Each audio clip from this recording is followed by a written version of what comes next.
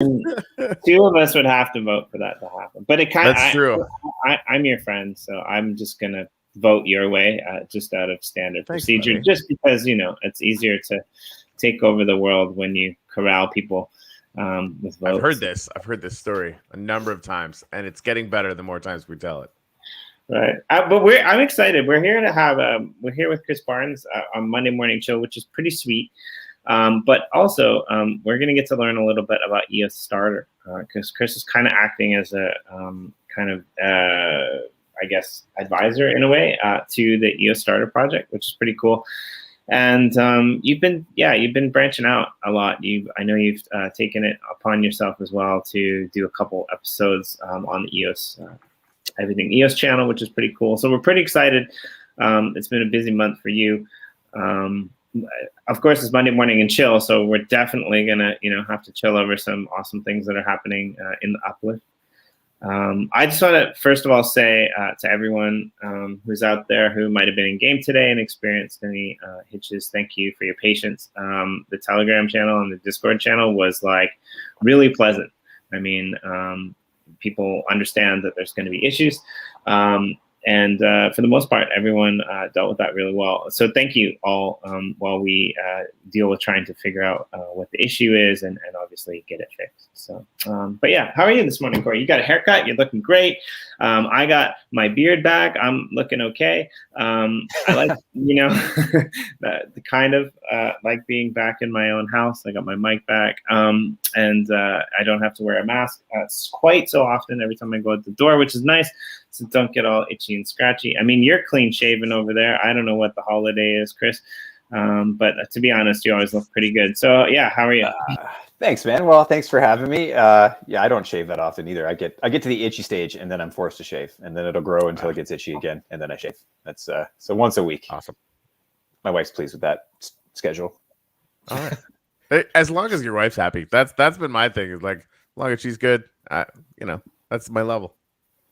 Was she encouraging you to trim it? Was this a wife? No, like we actually went up to visit her parents, and basically when we go up there, her mom attacks me with a razor. Basically, just like, I'm gonna cut all your hair. I'm like, somebody has to. So that's love right there. It works out. Yeah. So it looks like I was just trying to get in. It looks like the servers are still down, our Slack channel is all over it. They've been all over it since about 4:30 this morning. So. Not sure when it will be fixed, but we'll, of course, let everybody know. I was in for a little bit earlier today. It seems to be hit and miss. I didn't get booted out. It's just timing. And it took me a couple tries to get in. So, I mean, for those of you that are really jonesing, feel free to try it out. You might get lucky. I mean, the main thing is, like, if you have any land in Genesis, you got to get one of those signs up. Right. For the big, crazy, freaking sign punching event. I don't know if you heard about this, Chris. Like, we're testing out AWS because we're migrating to Amazon Cloud Service, and we've got this functionality now where we can track anytime anybody punches a sign, and even anytime anybody punches a sign with a particular thing on it. So we told everyone, listen, get a sign up that has hashtag high five on it, and then whatever else you want. We can track that string, and then you can put whatever else you want on it. And whoever gets the most sign punches as a player is going to get some rewards. I think we're doing this on Wednesday, if I'm not mistaken. And then the person whose sign actually gets punched the most is going to be getting some rewards too. So it should be fun. Yeah, and it's just get the day off. Just make sure that you guys tag the sign correctly, and it's hashtag HI5, because if that's not on there, if it's broken up between lines, it won't count. So yeah, go over the guide. Go over the guidelines. Like this. And make sure that you have that right. Because, computers are great, but they are very finicky in terms of how they operate. And if you guys are like, oh, our kids typed the sign wrong, well, you should have supervised your kids while they were typing the sign. Let's just leave it at that. Anyways, I'm excited to hear about all this stuff, Chris Barnes. Like, I don't know why I'm like using your entire name, Chris Barnes. But I am. It's okay. It is my name, so it's true. I guess it kind of works out. So I'm starting to see, EOS Twitter starting to feel its oats again a little bit, which is fun to see. And in the same week where Cardano, which I mean, I've been telling anybody that would listen, like, if they don't have smart contracts now, fuck them. Like, whatever. It's dumb. Like, welcome to the party 4 years later. And the fact that they're in the top 10 is just patently fucking absurd. It's completely insane. EOS is not even in out. the top 10. They're like in the top 5, are they not? Something. Yeah, I haven't looked. 3. It's going to make me really, really sad. Like, because it's dumb. Yeah, they were like and again, we said it was dumb a long time ago, right? That's crazy. I mean, hype train's got a hype train, but I was talking to a couple people. They're like, hey, why don't we go and try and build over there? Fuck no. They don't have smart contracts. Oh, they're launching them tomorrow. Yeah. Cool. Do you want to be first? I don't. And now it turns out they can do like a transaction every fucking 9.5 hours or some stupid thing. It's every block. I don't care. It doesn't matter. All I know is Wax is crunching the motherfucker, and EOS is building, and always has been. And even with all of their issues, and there has been a few issues, EOS is 100 times cooler than Cardano by itself. Just that's it. There's more people building on it already, times like 1,000. And, can do a transaction more than one every month and a half. Don't fall asleep. It's crazy. Anyway, that's my little rant for this morning. Happy Monday. So, tell us about everything that's going on EOS. EOS to 100. Fuck it. Let's rock and roll. Yeah.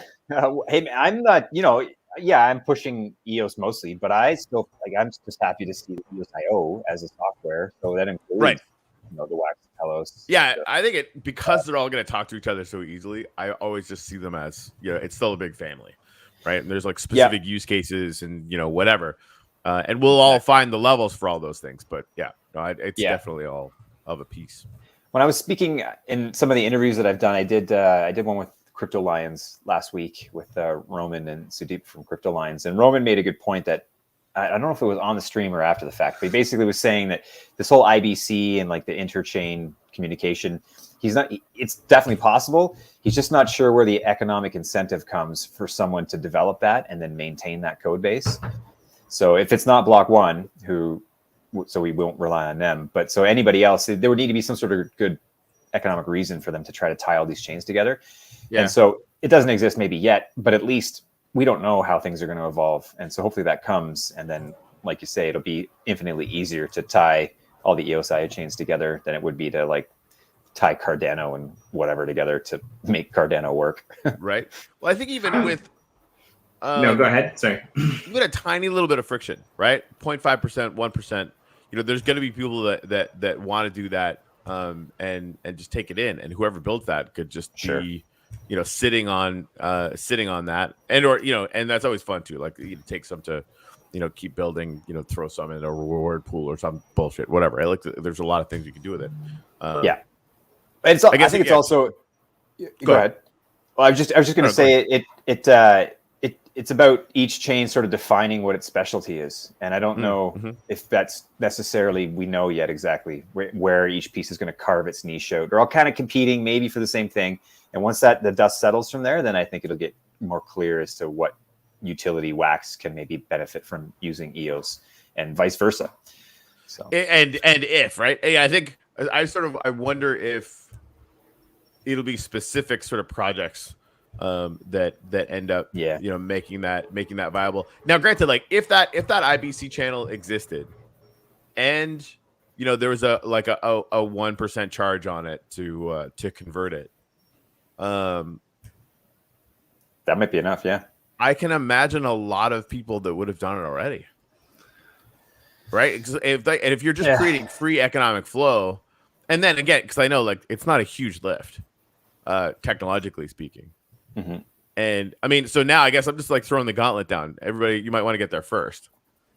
Like maybe. Yeah. And it might be like a liquidity thing. If EOS starts to make the move from being whatever it is now, 29, and people recognize that Cardano is not where your capital should be, if you're thinking long-term investment, and maybe it would seem perfectly reasonable for a percentage of that to migrate to a competitive chain that's doing things like EOS. So if EOS all of a sudden pumps back into top 15, top 10, whatever, then you might see a little more incentive from some of the other sister chains of EOSIO. Yeah, I think it's just that liquidity.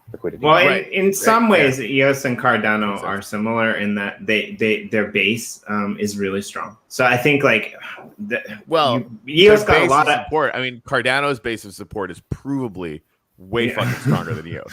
Right? Yeah. By so the fact that they have nothing and they're number 3. And again, it goes back down to like, this is life advice, not financial advice. Blah blah blah blah blah blah blah. Right? Yeah. If like Cardano's made all the money it's going to make this cycle, just like I sure hope so.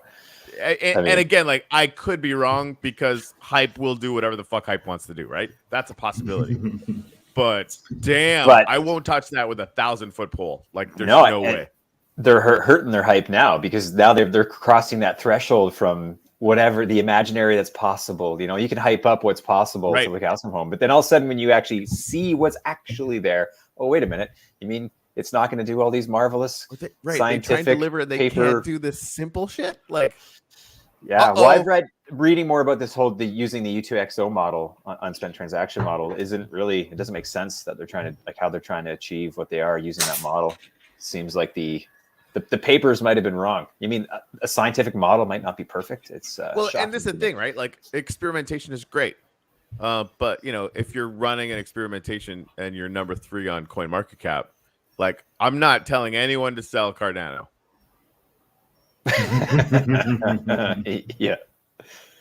Yeah, right. Good luck with that. I don't know. I held a little bit for a while when it was super early and I was just dabbling, and I don't know. I didn't keep holding it. I'm not sad for it. And just, you know, jokes aside, it could 5x from here. No one knows, right? Like, I just want to let everyone know, like, I have my opinion. Everyone should go and have their own opinion, obviously. I personally traded for a little bit, and I made my money back and then some. And I hold a very, very, very small amount, which is ridiculous because I'm just like, like it's so small that like when I had it basically for free from what I kept after I was finished trading, it was so small that it wasn't worth me like changing in.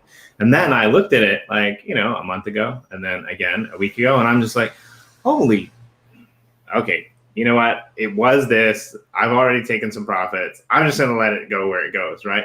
So like I'm interested to see, you know, how this plays out in terms of hype as well, because I think that they're not quite done yet, personally. Now, I'm 100% on the side of the fact that, you know, EOS has been through essentially, you know, the gates of hell and probably back again a few times.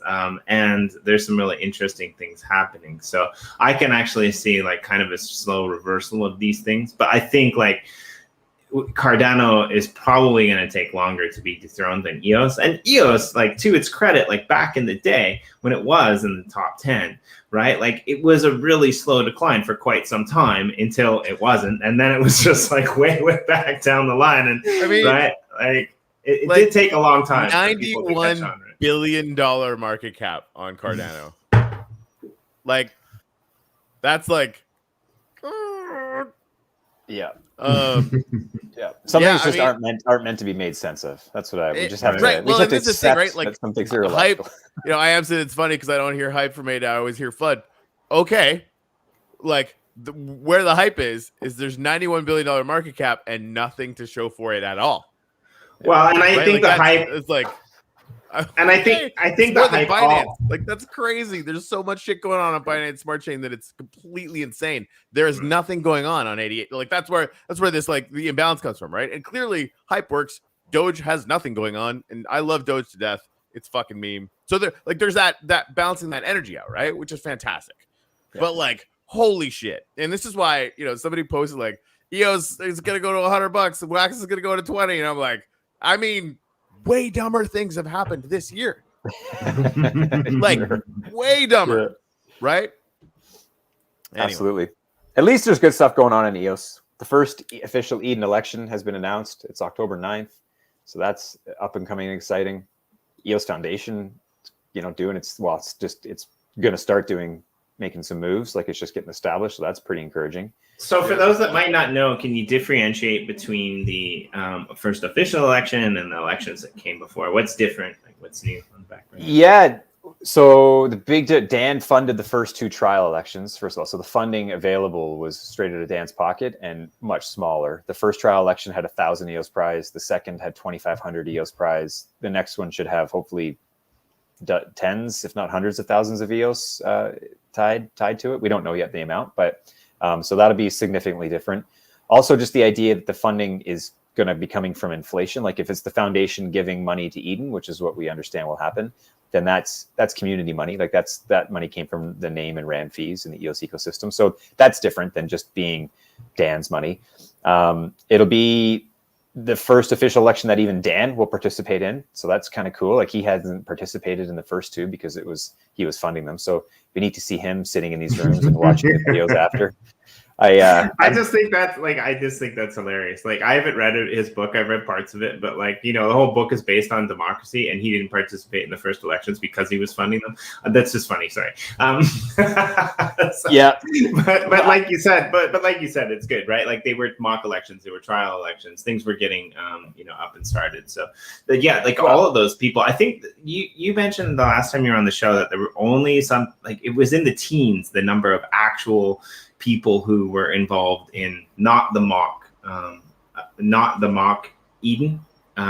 It was a small number. It was like Dan and I think some of the old school EOS guys that were like kind of involved on that. But like anyone now who went through the mock trial, elections to become an EOS Eden Foundation member, they're all eligible alongside those original people for this election process, correct?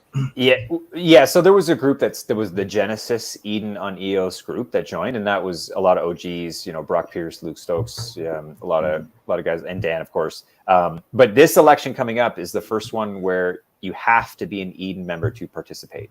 Where the prior to anyone with an EOS account could participate because they were mock, but this one is now truly an Eden members election. So that'll be different. And so as long as you've been inducted and you have that NFT, then you're eligible. That's right. Yeah, and now another big difference is the Clarion team, which really the Eden OS, they've been building the sort of the software, the blockchain piece of this election. Now the whole thing is done on blockchain. The whole thing is on chain. You sign into your member portal, you opt in to the election. You don't have to opt out. If you don't opt in, that's it. You're not participating. So that's easier. So you opt in there. Once the election starts on October 9th, you'll get the Zoom breakout room on your app. Like it's all done algorithmically. It's being randomized from Bitcoin block headers, and you'll go to your Zoom, you'll vote on that app. Everything is going to be through the app now. So a lot of the, Jim, and we spoke last time and you had issues and, just manually using Zoom and just the voting was awkward, and all that has been, I think, resolved now using all on-chain stuff, which is be another big change here. Yeah, I was excited about I'm glad that those issues happened, to be honest, because I think at that time there was a need. People understood that there was a need to automate it, and like some of those problems, are really unpredictable. Like people dropping off the stream because their internet connection was bad, or some people, and that's resolved too. Certain things. So that it's really cool that these things that were in that mock election are now going to be implemented for this one. So I'm excited to see what a difference it makes. For sure. Can I share some math with you guys? Some math? I love maths. Yeah. Just the math. As long as it's alien math, I'm good. Sure. So Solano is doing pretty well right now. So they've got some hype, but they're doing some shit, which is, yay, right? Yeah. That's kind of my thing. Like if there's actual business being transacted on your chain, that's weird that would be a weird a sign to track. Anyway, so they're doing legit NFTs. I haven't been over there yet, but they're launching some legit games. Awesome, right? So they're going through their little excitement cycle, and that is fantastic. I'm very excited for them. They're their circulating supply market cap right now is $41 billion. Okay. The circulating supply market cap for Wax right now is 600 million. So that's 0.6 billion. Right? So when people figure this out, there is a non-zero probability. We should, by rights, have a much bigger market cap than Solano. We have way more activity going on in Wax. That's 68x. That's $24 Wax. But sure, stick with your Cardano position. I mean, to be fair though, I would love. I would love my personal math. Like, there's no way Cardano is going to do that. It would be bigger than Bitcoin, right? But like, I heard Cardano's going to go to $100. Oh well. Okay. Even that, like, what is it? I don't even know what the price is. I don't. Right now, No, like, honestly, I don't even think it's possible. Like, I don't even think it's here, possible. Right? Like, I think I read somewhere if Cardano. I could be wrong on this, but I read somewhere if Cardano went to $100, it would be like some extreme crazy multiple of like what the Bitcoin market cap would be. That's the thing. Like, it's can't not possible, grow right? anymore. It's not going to. Right? It's just it's completely absurd. And it's like to be right next door to Ethereum where basically everything happens. Like, come on. Yeah. Come on. Well, and if you're looking at this, again, not financial advice, but if you're an investor looking to make multiples on your money, you have a higher chance of making a doubling of Cardano's market cap or a doubling of EOS's market cap. That's the math I want everyone to be thinking about, right? Like, you make either or decisions and don't get locked into one. Because if you're getting locked into one, you're gonna get wrecked. Like, I guarantee it, right? If you love Cardano because you love Cardano and you want to own it, fucking have fun. But if the goal is to make money, then you have to make either or statements, right? Which one is more likely, Wax or even EOS? Or take Cardano. The emotion out of it. That's right. It's which is hard to tell. That's why I suck at trading because I can't ran sell like a crazy person all the fucking time. I mean, I get it. The thing here is though as well, like if you're out there and you're listening and you know some good Solana projects, like put us in touch because I would love to have like some of those projects represented in the UpLift world. There's a few chains that we've been thinking about like that have potential to do some really great things, and like we are fans of Wax because it's practical, but that's not saying that like we're against other chains. So I mean, I would love to do an episode with somebody from Cardano on as well. Although I'm not sure if I would do it on this show. I might like do it on like, I don't know, To the Edge of Obscurity and back again, because Sean just loves when people like go off on other projects. So you could come and do that, and then like all of our audience would love it. I don't want to go off on them because like like they started with an idea and they're building that idea out. Like, do I personally think they're way out over their skis? Yes, but like, they could be entirely honorably trying to do the thing they said they were going to do, and it could still just not work. We're trying a lot of stuff out here, right? Like everyone should have absolute permission to literally freaking fail, right? Because we're trying a bunch of new things all the freaking time, and as people that are doing that experimentation and building, you can't get locked into one thing. So no, I mean that they have fun. I'll quit bitching about it. 88. I'm amazed at the imbalance is all, and it'll find its level eventually. I just like giving you a hard time, especially on Mondays, because like that's like 2 days that I haven't seen you since. I know. Yeah, no, there's so many. I mean, even like Polygon, like the amount of energy that the activity that's going on there is fascinating to me, and I haven't looked at it. I'm doing a bunch of shit on Binance Smart Chain. I agree. I am like, I don't bring it up 88, but like it's absurd that it's number 3. That doesn't make any sense at all. There's way more actual activity going on everywhere else. That's why I'm sort of fascinated by that. So anyway, Corey 88, don't do it. Hype wins the day. Don't do it. Unless there's a Thor hammer involved. Well, it's interesting to me because, like, I think as well, again, I didn't fact check this, but I read that Cardano actually is the most decentralized blockchain. And I am set up in the comments, like about all the hype and stuff. Like the hype actually realistically is Charles Hodgkinson, going on to his YouTube channel and telling you what they're going to build or what they built instead of other people or what they didn't do instead of other people. And so that part kind of annoys me, but I find it ironic that like, that's everything that Dan actually got criticized for not doing. So it's like, it's really funny to me. Like, it'll be, again, interesting to see what happens in a year or even 6 months or even 2 or 3 months when like things in market caps that are doing projects that are doing things that are building, even slowly start to catch up with like, the expectation and the hype. Cause we're not going down. It seems like we're not going down. Like Corey, I'm so busy. Like I don't even have time. Like I'm back home now, which is nice. So I have a little bit more time, but I don't even have time to like do things. Like I open my wallet like once every, month maybe or a couple months, other than like Wax or the things that I'm actually using blockchain for. And I'm blown away. I'm just like, what? Oh, that's dead. Okay. What? Hey, when did I get that? I bought like 5 of those for like a penny, and now I can retire. Like, not None really. of that is true, but it sounds good. None of that true. But like, this is the potential world that we live in, right? Like we and you've referenced this a number of times, right? Like, it might be fun to be an active trader, but some of us are not, and we're just like playing games, writing articles, doing awesome things inside places like the Uplift universe.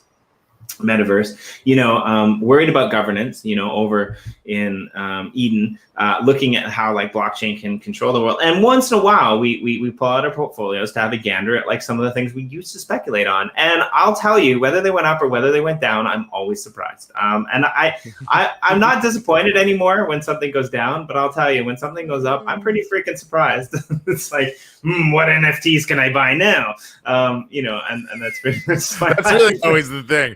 Talk about DGen's gonna DGen, man. That just is what it is. I am excited though, Chris. Like with the potential, let's say Bullish actually integrates with EOS, or sucks up tons of the circulating supply for DeFi pools. Either way, right? Awesome. Mm-hmm. And there's some sort of catalyst to make it start moving, because if it starts moving, right, if it gets anywhere near its all-time high and then like inches over its all-time high, could go to 100 this year, like that again, like that's unlikely, maybe, but if that happens, then suddenly the governance council that you guys are putting together, the foundation that you guys are putting together, has some real power to maybe I don't know. I was gonna make an ADA joke, and I'm just not gonna do it anymore. Like I am. I'm so sorry, dude. I'm gonna quit being a shithead. But it gives you guys a lot of power to go do some really amazing things. Yeah. Well, the foundation, definitely one of the mandates. Like Zach Gall, you guys know that guy.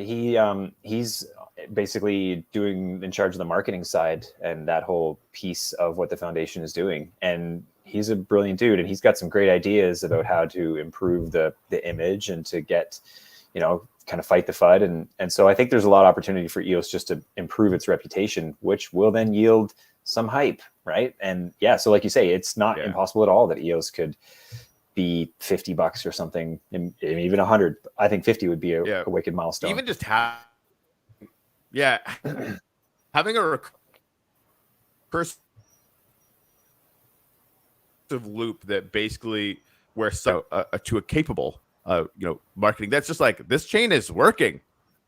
That's it. That's all you need, right? Like if you want to build on blockchain, you can come build here, and we have solved all these issues that other chains are still working on, right?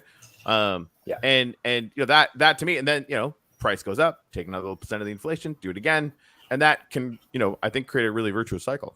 Well, and that's just the beginning. Like, if you look at what EOS Starter is doing, if you look at what Pomelo is doing, like, there's a lot of good incentives that are coming from like, sturdy places from, within the EOS community in general. And I think that's really interesting. Like, there's a lot of, as much as people bitched and complained, with good measure, against how little Block One was doing for the community, what it did do was it drove people like Eva Rose and the EOS Foundation and the people behind EOS Starter, Hernan, and some of these other initiatives. I think EOS Nation is still involved with Pomelo, I think, as well, if I'm not mistaken. Yep. And like these things that are happening, these people that are behind the scenes that are now trying to drive and funnel like funding towards the community members that actually deserve it. Like, that's going to be a game changer in itself. And I expect like Bullish to do great things, but I expect that to be a fraction of what's coming with all of these other community incentive personally. 100%. Yeah. It seems like the community, Block One, that whole thing, we were handcuffed. It seeming like figuratively handcuffed by what will they do next. And, even like EOS Starter being started up, we didn't really think we needed it because there was all this $1 billion for VCs to build on EOS. And it's like, nah, they didn't at all. Like, they gave money and they built on Ethereum. So now it's the community's finally, okay, wait a minute. Like, this chain's not dead. We're still totally, multi-billion-dollar thing, and there's a lot of passionate people, and the tech is amazing. Like, that's inarguable, especially compared to Cardano.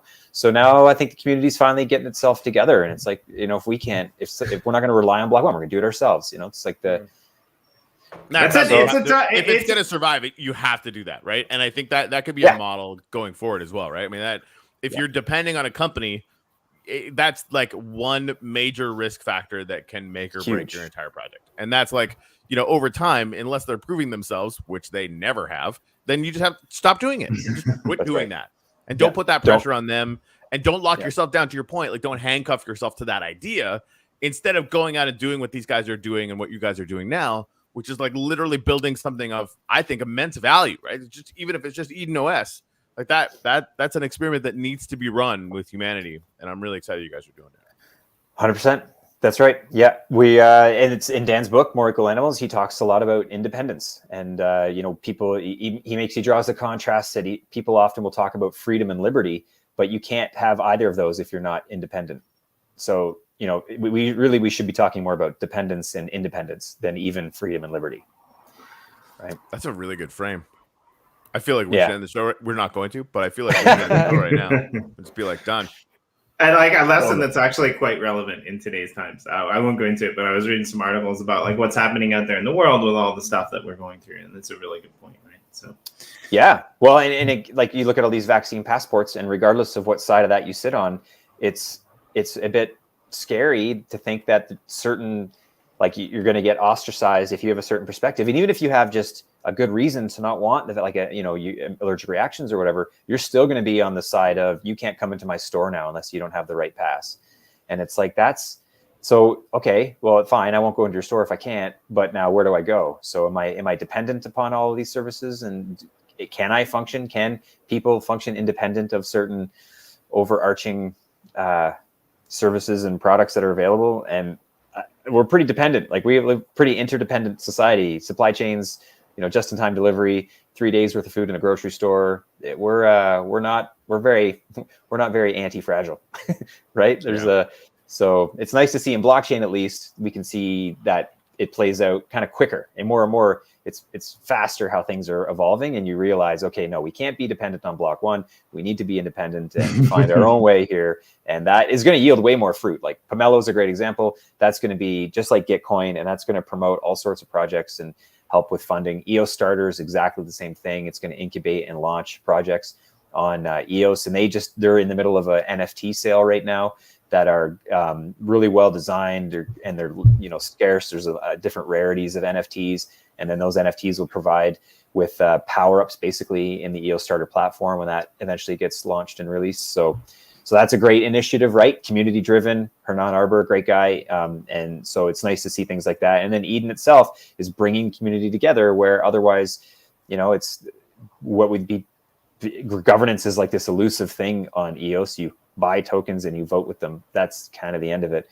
Well, now it's like, now there's this new way. It's not really governance yet. Like Eden doesn't have any authority, but it goes to show that it's a method that you could rely on this Eden process and the people that come out of Eden to have input on intent of code as law, for example. That's like you say, Corey, it's an experiment that needs to happen. And there's so many applications, and that's the community creating that experiment. Like we're not waiting for block one to develop this. This is, we're doing it ourselves. It's pretty exciting.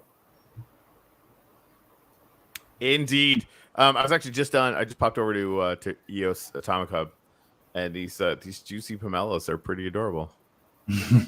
Right? There's not very much happening in the EOS NFT space, but there's a few projects that are staples. I mean, I think like Ryder, the Finnies are doing really well over there, and they had a big announcement. They're branching out into Ethereum, so that's kind of crazy, And I like going back to like what you guys were saying earlier. I won't be surprised if all of the EOSIO chains are connected to chains beyond the EOSIO network before they're connected to each other. like if you're looking at like Telos with the EVM and all that stuff that's happening, Wax is like doing some interesting stuff with their EVM. I mean,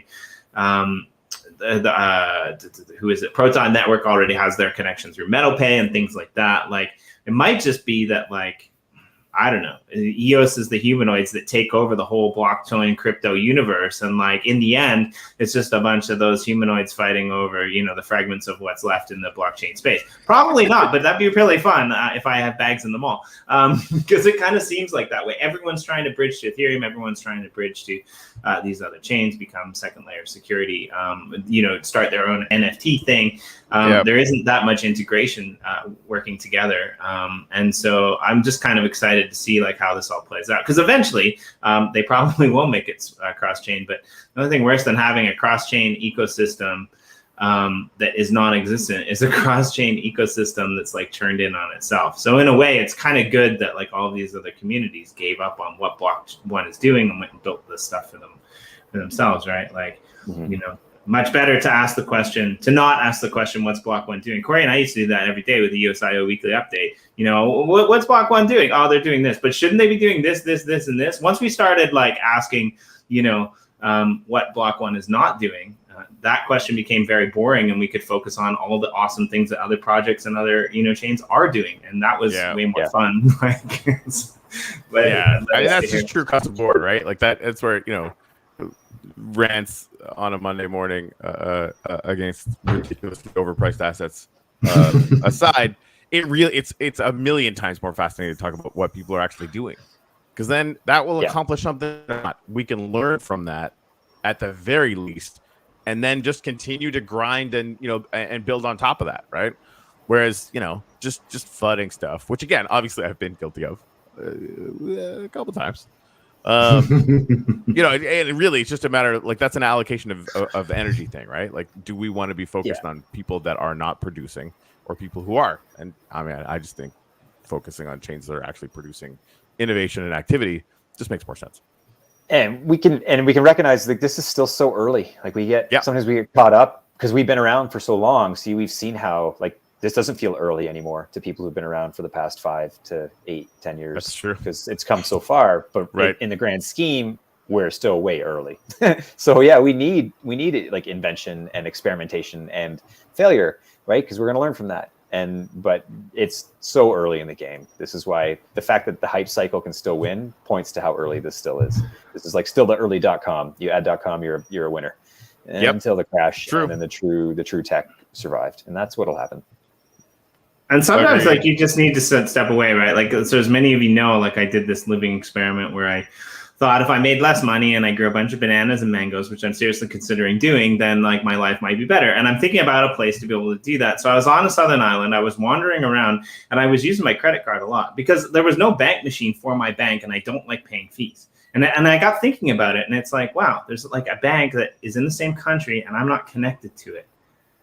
And I was kind of like annoyed, but then I just realized that like, this is my everyday life in blockchain and cryptocurrency. 99% of the world isn't using this stuff. They don't even know how to interact with or open a wallet, right? And we are an island unto ourselves, and nobody's using it, right? Like everyone's using, I guess, debit in North America, right? Credit cards in the main stay in Europe, and like in many parts of Asia, there's still a cash-based economy, right? And so like, where are people using blockchain and crypto other than like our little circle of people that we love and hate? Because that's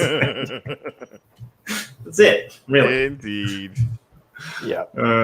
It's coming though, because the utility is getting like, we can't deny the fact that there's something here, obviously. Like the price speaks for it. So it's just a matter of now making it just seamless onboarding, and people like grandmas don't even recognize they're using a blockchain. Once we kind of cross that threshold and people can use a blockchain and not even know they're using a blockchain, that's when I think we'll start to really see things ramp up and the value will collect where it should. I guarantee you there's going to be a day where someone in my family that like knows absolutely nothing about, Bitcoin and blockchain is going to be like, hey, have you seen this app? And like, I'm going to be like, that app's stupid. It's some stupid game. I'm going to go research it. I'm going to find out that like somebody who doesn't even know about blockchain has introduced me to blockchain. It's going to be really, really bizarre. But like you said, it's coming, and all this funding like for EOS is exciting. Actually, play the Jeopardy music, because I want to throw you on the spot here a little bit, because I have a question. So like you said, inflation from the EOS Foundation is going to be thrown in towards the Eden Fund that will essentially go to, fund the winner for their project. Like, for example, your running platform on the first, election was towards getting the Boyd EOS Power Up thing like up and running, and you donated your funds towards that, which is awesome, by the way, if you guys haven't checked that out. But there was talk in the works before the release of the statements regarding the EOS Foundation about a block producer that was kind of going to be managed within some of the foundation members, and then those funds were actually going to be allocated. Is that still a thing, or how does that interact? Did this kind of get replaced by the EOS Foundation? Did this kind of fall to the back burner? I'm not up to date on what happened there. Yeah, those are kind of two separate things altogether. The foundation is just Eve, Zach, Defang, Gao, and then a council of advisors. That's kind of it. It's not really, in fact, Eve has never even mentioned Eden in any of his Medium articles. So he's kind of, I think, deliberately creating a bit of space to not show favoritism, just to keep kind of an unbiased view, because he is an Eden member. But so that's not front and center by any stretch in the foundations. I think the Eden just becomes another method by which the foundation can distribute funds that the community can then allocate towards projects that help EOS. Just like the foundation will likely submit funds to Pomelo for the matching grants. They'll do that. So there's a break there. But for the BP that was established, that was Eden member did that. So Dominic Thomas did that. And he set that BP up. It was set up because Kevin Rose from the PBE, like the Public Blockchain Engagement Group with Block One, basically said that we would vote for that. We will take our voting weight, which is nearly 100 million EOS, and we'll vote for that BP. That's an Eden donating BP. So, and that alone, Block One's vote alone would have been like 200 EOS a day type of, because he'd put him into a standby position. So a few people in Eden, including myself, thought, great, we didn't have funding yet. The foundation wasn't announced. The only funding we had was just from Dan's pocket. So it's like, okay, well, why don't we try this? An Eden member set it up, Dominic. It was just going to be, so it wasn't Eden owned, because Eden is kind of unofficial. It was just an Eden member who set this BP up, who was going to donate 80% of the revenue to Eden to go into the treasury to be used for future elections. And that's kind of all it was. And then Block One still hasn't done anything about that. And they haven't released their voting guidelines, and they haven't changed their vote. And that was like, I don't know, 2.5, or I guess maybe a month and a half ago now, probably. So as it stands, then, like each election will, implement a new kind of person to head up the funding for the Eden On EOS. Where, like, does that funding change over time? Like, so right now you've got foundation money that's coming in, you've got donations from Dan that are coming in. You could potentially have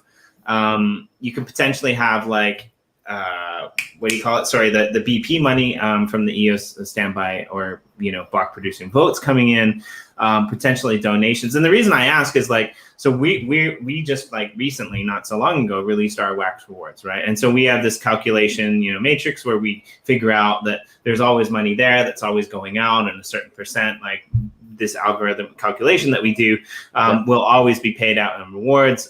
It doesn't matter, I mean, it matters, but we never really changed that algorithm, right? And so, like, I'm wondering if Eden is the same way. Like, is there an algorithm that calculates it? Is there some held in reserve? Like, is it all divvied out on a term basis? Like how does that work?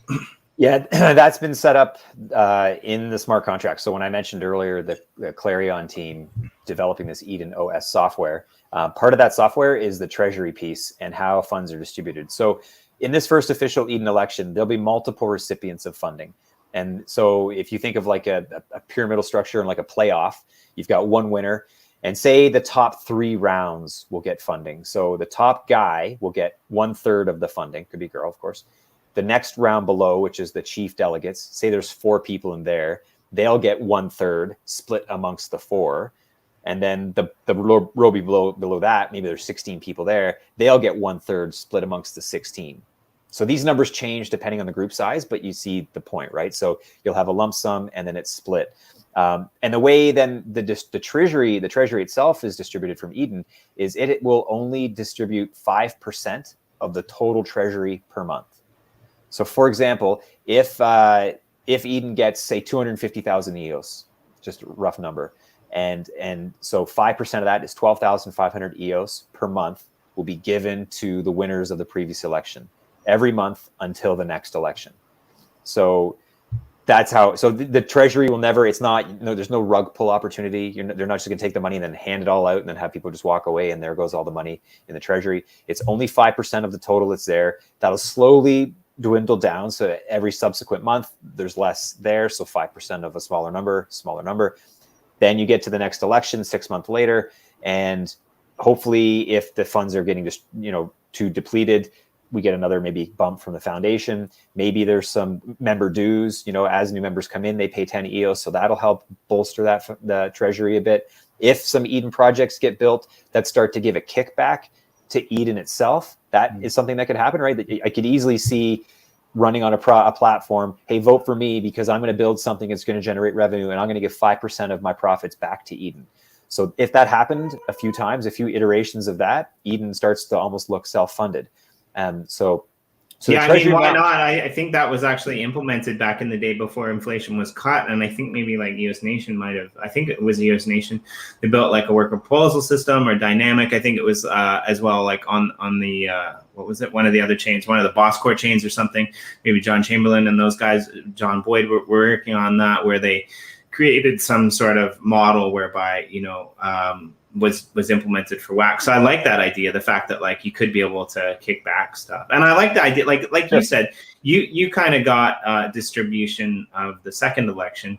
And you mentioned on our last show that like you actually were happy with that because that was really all the funds that you needed to, achieve your objective. You actually didn't need the first place. So like you said, once you get to the third tier, you have 1/16. You might have these people who get a small allocation that can like, fund something smaller, like a smaller project. Like Corey and I, our idea was thinking like, how could we, maybe create like some sort of app or demo to plug it into like our World DAO system and have people, be able to engage and vote on things like that. Like we maybe wouldn't need to take the whole pot, like maybe taking one of the second tier or third tier funding mechanisms and being able to create that, have that funded and then kick back that back out to the community as well. I think it offers a lot more opportunity than just like a one prize pony take all type of scenario, right? Yeah. Well, it grows. Like it's kind of, we want to grow things. So if you can have some money given back to help grow more later, it's a good thing. And yeah, for the last round, and I'm going to release it this week, is an Eden members approved proxy. So I'm starting a proxy where the BPs that are selected from that proxy are picked based on the subjective views of Eden members. So EOS Costa Rica made a tool, eosrate.io, and any Eden account holder, any Eden address can log into that and vote and basically rate block producers on 5 subjective metrics: trustiness, transparency, infrastructure. But they've added, EOS Costa Rica, they're awesome. They added a filter. So now I can filter all the views of just Eden accounts because every Eden member has an EOS account tied to their Eden membership. And so if you go and rate BPs with your Eden membership, you log in with Anchor using your Eden EOS account, then I can pull that data and I'll use that to then, based on the subjective views of the community, then rate the BPs that we vote for. So this will be an entirely new way of voting for for a proxy to vote for BPs, other than just whoever's in charge, they just kind of pick, or even using objective metrics.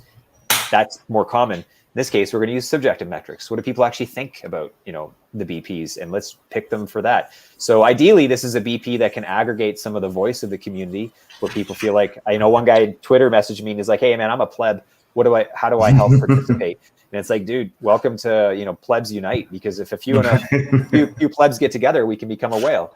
And so it's just a matter of getting people, pull your tokens off an exchange and actually put them on Rex yourself and vote for my proxy. Well, it's the Eden members proxy that I'm setting up. And if that enough people get there and enough token weight get there, we can actually affect the BP order. And that's how delegated proof of stake was actually, that was kind of part of the charm, right? Is token holders can have a say. And But now, Pareto distribution, and the whales have done what whales do, and they bought up most of the tokens, and now so it's a 300 million EOS donor is nice, and that'd be cool. But I mean, 300 million plebs with 1 EOS each, that's workable too. It just takes longer. Yeah, it's a little more work, and you gotta. This is kind of where I'm trying to use, encourage collaboration and get people to get. And now that the price is moving up, I think people are they're more interested when they see the price move in the right direction, for right or wrong. And for those who really are into it and do want to see things happen, then have your voice heard. And let's get BPs like EOS Costa Rica. Again, they've done tons of great stuff. They've never been paid as a BP. Yeah. They've never made it even as a standby block producer. And we've got other BPs that, now I'm not going to single any out here, but there's a bunch that have sock puppets that shouldn't be there, and even some in the top 21 that don't seem to be doing a whole lot. Even Jenner EOS, right? Like, by the way, you should definitely go on Jenner EOS for a Genpool spotlight. I know a guy to talk about this funding. But even Jenner EOS, it took them a long time to get out of standby into a regular paid position, and they were one of the early block producers doing some amazing things, like some of the best actual coders and developers on the whole EOS network have come out of that, block producer.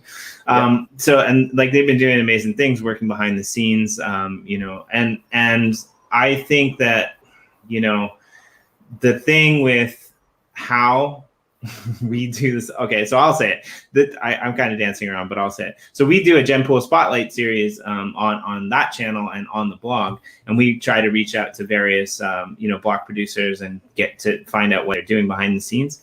It's crazy. Some of their social channels of the block producers are empowered don't even work. There is no way to even contact them. You can't even get an audience with them because they don't exist, right? So, 100%, definitely.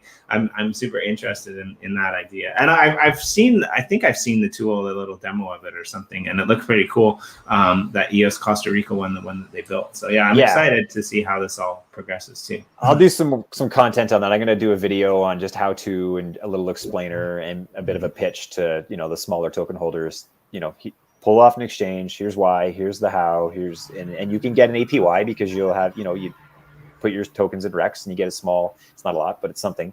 It seems worth it. All we need now is for someone to figure out a way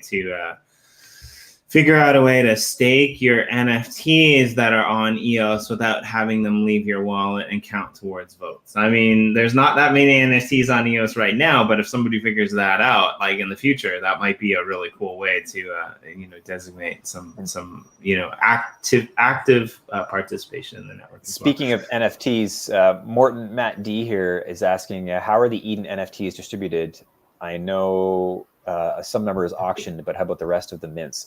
So when you become an Eden member, you get it. There's an NFT, a couple NFTs that get minted for each new member, and it has your face. It's like a membership card, kind of. Has your socials. It has your little bio. And as a member, you get your own NFT. You get one, so you keep one for yourself. One gets immediately auctioned on Atomic Hub, so people can purchase that. And then the people who inducted you each also get a copy of your NFT. So I think. So you have a copy of the Jimmy D and Corey Cottrell NFT? I think I missed that day because I was away, but because you guys did it on show, right?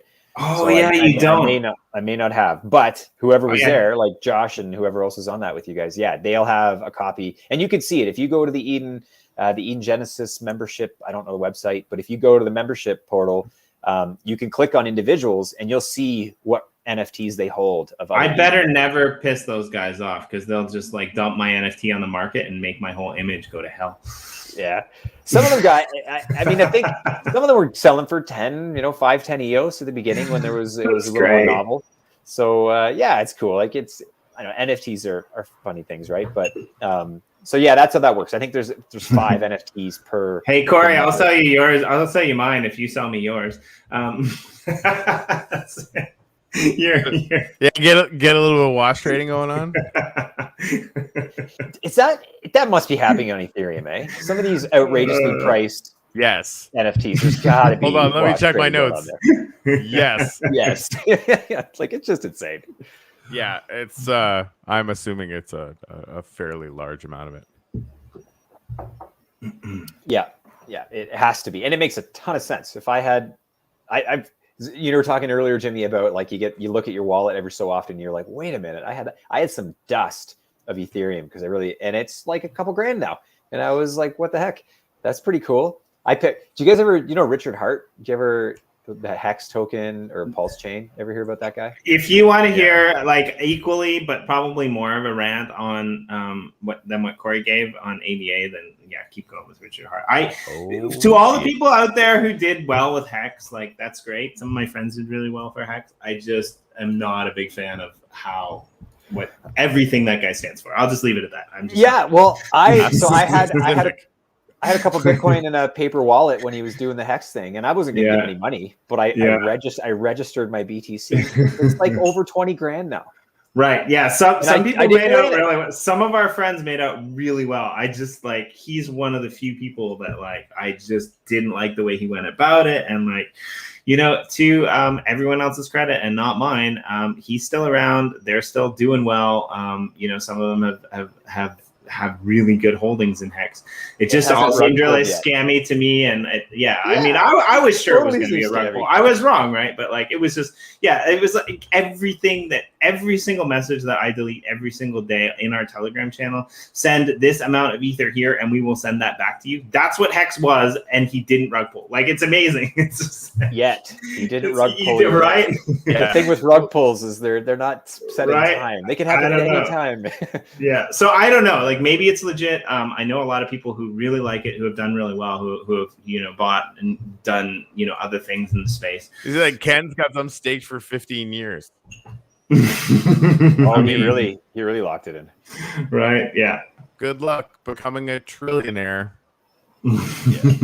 15 years from now. That's a long. I think I did my initial Hex from those. It was only 3 Bitcoin that I signed up with, and I get them in another week and a half. They're finally released for my whatever I know. Right. It's funny. I'm gonna sell immediately. The moment I get them, I'm selling them. I mean, it's I'm not right. I'm a bird in the hand versus 2 in the bush kind of guy. So I'll take that. And balance too. And the thing is, fucking Bozak is brilliant. He's got 160 grand worth of fucking Splinterland NFTs. So and this is and maybe the lesson for me that for the most part I've been doing, be everywhere. That makes sense to you, right? And that Hex thing doesn't fucking make sense to me, right? ADA doesn't make sense to me. It made a lot of people a lot of money, right? So yay, and great for real. But yeah, just make sure you're spreading your risk around, so that you never get caught. Like the failure rate on these things is higher than 0. Even the good ones can fuck up, right? That's welcome to the Wild West, right? That's why when you spread it enough, you're just gonna be good. When I hear people talk about, they had Bitcoin and then they just they traded all of their Bitcoin in for EOS. And it's like, what? All of it? Really? You didn't keep just a little? Right. I was into EOS. I mean, I really liked EOS, but I sure shit didn't sell everything for EOS. I mean, I mean, come on. Again, you should never trade all of your Bitcoin in for anything else, unless you're Ken Bozak and you do it for Wax, because he did that too. Gambling, I guess. I mean, it can work. That's the whole point. That's once in a while, everybody wins the lottery. So sure, roll the dice, I guess. Yep. I don't know. I'm just too conservative. But then, and it's to my own detriment, because when I got into Bitcoin in 2013, 2014, I was too conservative. Yeah. I mean, I don't know isn't that an oxymoron? If I got into it in 2014 and I'm too conservative, I should have bought more. I mean, the problem is I could have bought more and I didn't. I have enough. I mean, but I could have bought more. This is where you beat yourself, because if you're truly convicted, if you really believe, and I just didn't really believe enough to further commit. So I think we're at 90. We're at 99. We're at 99%. People not playing around with cryptocurrency and Bitcoin. I think anything before that is not conservative at all, personally. But I mean, again, it could have not worked out. I guess we never know. So. Well, according to Peter Schiff, it's still not going to work out. We're still going to 0. That adorable pumpkin. I know. I mean, talk about his whole shtick, because it doesn't even make any sense, and he's apparently not a stupid person. It's become just how he gets. right? Yeah. He's getting attention on Twitter. Yeah. And honestly, like if you give him attention on Twitter, it's your fucking fault. Like giving that guy any energy at all is why he is doing what he's doing. Totally a shtick. The fact his son is pro Bitcoin and he's not, like, it just adds to the humor of their back and forth. But I've followed Peter Schiff for a long time, like in terms of like just monetary policy and gold and just the Fed and inflation, all that. Like, and he's a smart guy. He says a lot of really great things and smart things. But like you say, his Bitcoin position has to just be shtick at this point because it's not really totally rational. Yep. To not diversify a little bit.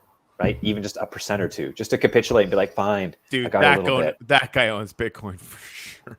For sure, yeah, exactly. He says he doesn't. It was gifted to me, and I messed up the wallet. It didn't work. Bitcoin's broken. Yeah. I can't get my wallet to work. It's like, no. Yeah, right. Yeah, I'm an idiot who needs somebody to hold my hand at a bank. Okay, good call, buddy. Yeah. Maybe that's where his son got the Bitcoin from. He cracked his password. Yeah, exactly. The password was really simple. It was like Bitcoin sucks. Oh no! Right. All right. Well, we're coming up on an hour. Chris, is there anything else you want to leave us with today? Sign up for Eden. Let's push membership. Let's get people into Eden for the first official election. Even if people maybe aren't necessarily all into EOS, that's okay. You can even just people you trust. I'm going to get my wife. She's coming. She's going to join. She's going to root for me in the election. Why not? Right? Like it's a membership. It's not just all about EOS. It's about a community that wants to experiment with a new form of democracy and a new way of doing things. And you get to participate with a good group of people who are, kind of on the cutting edge of something here. So I think that's the one thing we need to start pushing the membership. It's been a lot of us, there's 175-ish members. And I think it's been pretty, I don't know. I haven't pushed too hard. I think a lot of people haven't pushed to try to build up membership. It's just doing it organically. And I think it's time to start pushing it a bit and trying to get the numbers up and become a little more meaningful. So, in terms of like in order to become a member, you need to be nominated. So I'm just going to put this out there. If I know you and you're part of our community, and you want to be nominated, like, talk to me. I'm happy to I'm happy to nominate people I trust and I know from our community inside. Like Chris said, even if you're primarily a part of the, Wax or some other blockchain and you want to just experience what it is, it's always good to have people who aren't fanboys in any organization as well, right? For sure. And also you can bring like the process, the Eden process, the method by which it works. It's chain agnostic. It doesn't even need to be on a chain. You could do it in your, you could do it in your local school, your high school could do it to pick the student council president. Imagine that instead of having the popular people put posters everywhere and you just vote for the popular people. Instead, no, let's break the whole school up into groups and everyone's forced to talk to each other in random groups. How great is that? Maybe for like a team building within a school and like, let's do that process to get to know each other and encourage collaboration and everyone has a voice and no one's singled out and it's not just a popularity contest and merit rises to the top. That's what Eden does, and you can do it anywhere. So join Eden, see what it's like, just participate in the first round of the election, which is an hour of your time. That's your only time commitment needed. And at least you get to see what it's about and think where in your world, where is democracy not working for you? And now you can take this new, and we can leave it there. There's plenty of places, but even just locally, right? Municipalities, student council, like there's all sorts of ways you could do this that might be neat for you, even in the Uplift, right? We've talked about this before, where it would be a good application just to run Eden-style elections to make decisions in the Uplift or select representatives to do certain things and have certain powers. This method can do that for you. Yeah, check it out. Super fascinating to me. Boom, nailed it. All right, well, thanks for having me, guys. Yeah, well, you'll be back. If you want to, we're still down, but if you want to leave a gratitude, we can maybe put it up when we get back in the game. We'll type it in the comments. I'm grateful to have my mic back because it's kind of nice to not hear my own echo. So that's Jimmy D's great gratitude. If you have one, then we'll put it in the comments, and then we can maybe add it to the UpLifters Tower later. Yeah, I'm grateful for innovation and progress, because that's what we're seeing right now, especially with Eden. And I'm thinking specifically Eden. Those guys have done so much work. Brandon Fancher and Mike Manfredi and Thomas Halgren and Todd Fleming with Dan's oversight. Those guys it's a pretty cool app. The way they've done it now, when people drop out of an Eden election, Jimmy, the app will actually recognize that they've left and they haven't voted, and it'll give their vote to whatever the majority of whoever's left is. Yeah, that's awesome. Right? I think cool. That's really cool. So they've done a bunch of great stuff. It's looking really sweet. So yeah, progress and innovation. That's what I'm grateful for. Yeehaw. Yeah, I think once I get back in the game, builders and people trying new things. And even like, I might even have to add people who are willing to fail. Because that's what all this, like, you know, it requires. Not everyone is going to do everything right every time. Great. That's how we're getting so many new things that are working.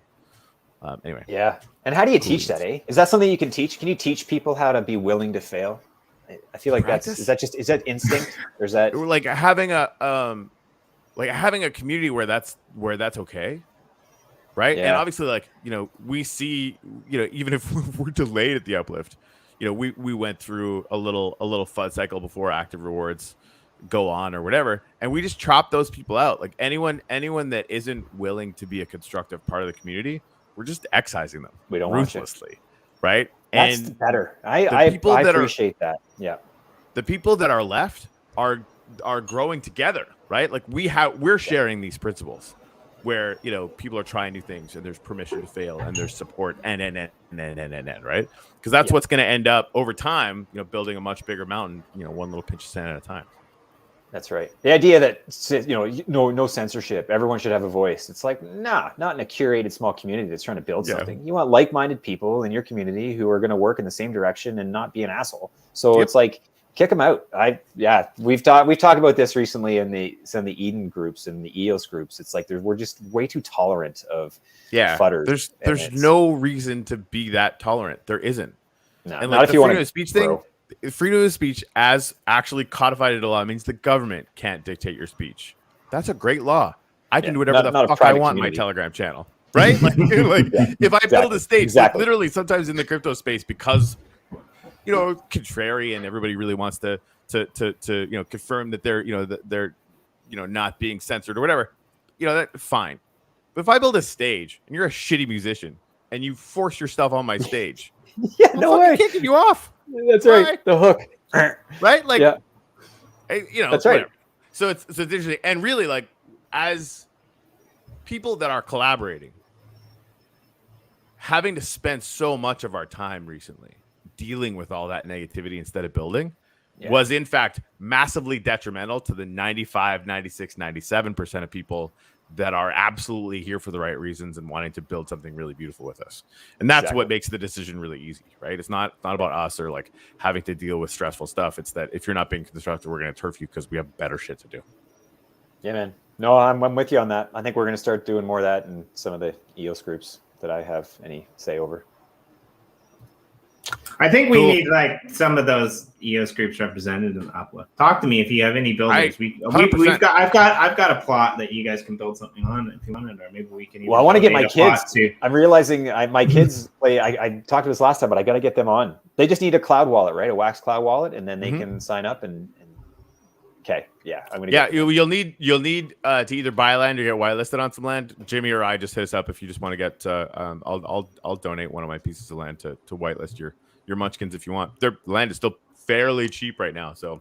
No, we can support. Yeah, no. I think it's gonna be cool. They've got some. I've taken some of their lunch money. Well, not their lunch money, but their birthday money and money they've saved. And I've set up on Blockfolio. They've got some Bitcoin and some EOS, so they could trade it in for some wax. I mean, it's. You know, it's that deserves to be a meme, like school lunches, like when dad was stealing my school lunch money for cryptocurrency, before and after. Before and after. Yeah, they bought a restaurant with it so they can have all sorts of lunches. Now they are exactly. That's awesome. Come back. Right, come back anytime. Thanks, Chris. Great being on. You guys are awesome. All right. Choppy chop.